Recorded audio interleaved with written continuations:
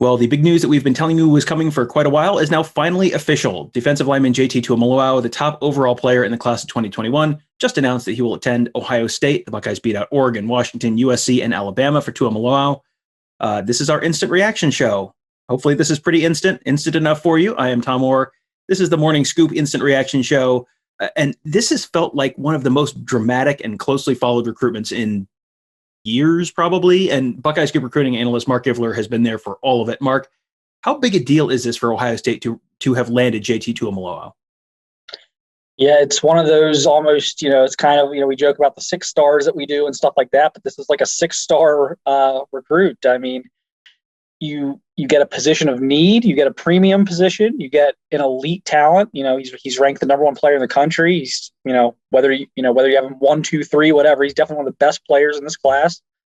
And you're going to get him here pretty soon on the campus. You're going to pair him with a guy like Jack Sawyer. I mean, you beat Alabama, for him, so you don't have to play him, in the playoffs every year. Even a school like Oregon is, obviously they're going to play them here in September, but that's also a school moving forward, especially any type of expansion talks where you could see Oregon in the playoff as well. So you keep him away, and you keep this defensive end factory kind of going.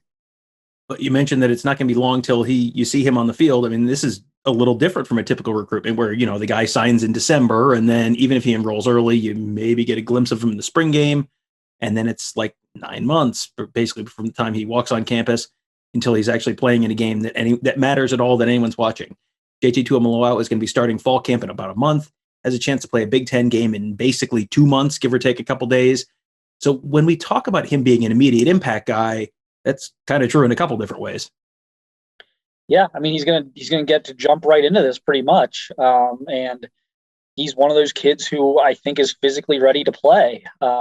He certainly has the size, and this is a kid who, an unbelievable athlete, a great basketball player. You look at Jack Sawyer, and he's probably a little more physically advanced than Jack in terms of his build, at least than what Jack was when he arrived. But similar athletes in terms of just, those are guys that it feels like you could not play for 6 months and just roll them out there. We watched Jack Sawyer skip his senior season of high school and immediately hit the ground running at Ohio State. I see JT as that type of guy as well. So I think he's going to be out there an awful lot very early in the season. Well, where do you actually see him getting on the field this year? I mean, is he a little behind Jack Sawyer, you mentioned he might be a little more physically developed than Jack Sawyer, but Jack Sawyer, just like Tuimoloau, 5-star defensive end who we expect to play this fall. But is he behind Sawyer just because Jack was in for spring ball? I mean, what is a realistic expectation for the role that Tuimoloau will actually have this fall? Yeah, I mean, I think would have to be a little bit behind Sawyer. And here's the thing with Jack. I mean, you could argue Jack's the number 1 player in the class. I would cast my vote for him probably, especially if we would have seen a senior year. So these are 2 of the elite, top 3 or 4 talents, in my opinion, in this entire class nationally. So Jack getting in there and putting on some weight, I think he's over 250 now from what I've heard, makes him probably a little more ready to go. But I think you're going to see them both out there an awful lot. They're definitely going to give JT every opportunity to play defensive end. So that's the other question is, will he ultimately grow into a 3-tech? And certainly that's possible, if not likely. But I think day one, they're going to give him every shot to stay out on the edge. And, they're going to rotate guys. So I think he's going to come in and play. Will he be as prepared as Jack Sawyer? No. But, he's going to have to get by on that just freakish athleticism there the first couple months. Okay, that's the short term. That's this fall. Let's take a minute to talk about the long-term implications of this, because Sawyer and Tuimoloau in the same class, I mean, that's potentially huge. That is potentially a game changer for future college football playoffs, and it literally just happened. The number 3 overall player in the class in Tuimoloau, the number 4 overall player in the class in Sawyer, if you go by the 247 composite, they're going to be lining up on opposite ends of the defensive line, or, if Tuimoloau does slide inside the 3-tech, or even if they just use him there in the Rushman package, they're potentially right next to each other. That is potentially like a complete game changer, even when you're, in Big Ten teams, sure, okay, that's a better pair than any team can possibly block in the Big Ten. But even when you're playing like college football playoff level competition for the next 3 years, that's like a game changer if you can really have a dominant pass rush on both ends of the line. And that's how you win national championships with classes like this. It's going to be interesting. I've talked about this before, but they've had this great run of defensive ends with the Bosas and Chase Young and some of the other guys they've had. They've never overlapped them perfectly. We should have had that 1 year of Nick Bosa and Chase Young kind of both being, elite players, but then Nick Bosa got injured, so we didn't get that. So everything, it's never really quite overlapped this way for Ohio State. This is like getting both of the Bosa brothers for 3 years together. I mean, that's really what this is you're getting they're overlapping perfectly. And, Clemson, I think, did something similar last year with Miles Murphy and Brian Brzee that I think is going to, carry them very well here the next couple of years. And so that's what you're going up against is a team like, Clemson who's doing that as well. So you kind of this matches that, if not even exceeds that. And so this is it's hard to it's really hard to overstate this. I think again, this is how national championships are won with having two centerpieces like that on your defensive line. Well, and you want an example of a defensive line pretty much winning a national championship for a team. Go back to Clemson a couple of years ago with that dominant defensive line they had with Dexter Lawrence and all those guys. I mean, that was a defensive line that, they had talent on the other side of the ball too, but you want to talk about a defensive line that just completely dominated a game and just took over a game. That was it. You've seen it like that. And that's what this could look like. And, you just went through all the names, Bosa's and Chase Young and Zach Harrison and, now Jack Sawyer and JT Tuimoloau. This just feels like a moment that perhaps Ohio State fans should maybe be holding a Larry Johnson Appreciation Day. I mean, because it's like these guys just come off an assembly line at this point.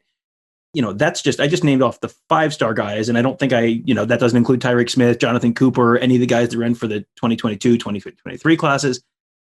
That's not normal. Like, that is not something that many people or maybe anyone else in the country is doing consistently. And it just seems like it just keeps happening, and you can just kind of draw a straight line from all of these guys want to play at Ohio State to all of these guys really want to play for Larry Johnson. Yeah, he's got such a strong reputation at this point. Just being at the Ohio State camps this month, I had several parents of defensive linemen, coming from places like Texas or Florida, and I'm talking to them, why are you all the way up here? Because you talk to them, like, yeah, we're at Georgia and Alabama and Clemson and Florida and Miami. And of course, you're down in the Southeast, you're going to hit, what's somewhat convenient, to get to. But then I would kind of turn that to, what are you doing all the way up here? And they're like, well, we could not pass up the opportunity for our son to work out with Larry Johnson for a day. And so he's got this reputation going right now, despite some of the, the negative recruiting against that he has to suffer with as far as, his age and, when's he going to retire and all that other stuff. He's still able to get these guys, and he's still here. I mean, it's become kind of a running joke, as people have been telling recruits he's going to retire for a decade now. He's still here churning out top 5 picks. So he's just he's got this status right now that very few, I think, assistant coaches actually reach in their careers as far as the reputation he has nationally. Yeah, and I think I remember that getting used against Ohio State in the Nick Bosa recruitment and the Chase Young recruitment. I'm pretty sure he made it all the way through their careers. It sounds like he's planning to be there for all of JT Tuimoloau, all of Jack Sawyer's careers. I'm sure that when the conversation is had with someone like Brennan Vernon for a future class, he may be planning on sticking around for that too. You're not going to get rid of him that easily. And again, worth pointing out, who's younger than Nick Saban. So I know Nick Saban has a long contract, but Larry Johnson is younger than Nick Saban. So don't push him out the door just yet. That's going to do it for this. This is just a very quick instant reaction podcast. We have so much more on this because guess what? Kind of a big story, kind of a big deal happening right now. So you can find a ton on JT Tuimoloau coming to Ohio State on the front page of Buckeye Scoop right now. Lots of reporting, deeper analysis, and insight from our team of insiders. That's all at BuckeyeScoop.com right now. Tony Gardner and I will also have an episode of Buckeye Weekly that is likely already posted by the time you're listening to this. Check that one out as well. We're going to talk much more about the impact Tuimoloau can have on this year's team, sort of set some expectations. Tony set some pretty interesting over-unders, like how many sacks, when is he starting? How many starts does he get this year? How many minutes does he play for the Ohio State basketball team? These are all open questions right now. Tony and I tried to answer those on the Buckeye Weekly Instant Reaction post that will, again, probably be up about the time you're hearing this. So make sure you check that one out as well, and check out all of our great coverage at BuckeyeScoop.com. I don't want to brag, but we've kind of been all over this story from quite a while back. You may, if you remember, go check out our Ask the Insiders board. Find out when Nevada Buck said this was pretty much a done deal and never wavered on it. And he may have been right on that one. Sometimes I think our ultimate insider may know some things. It's weird. It's crazy like that.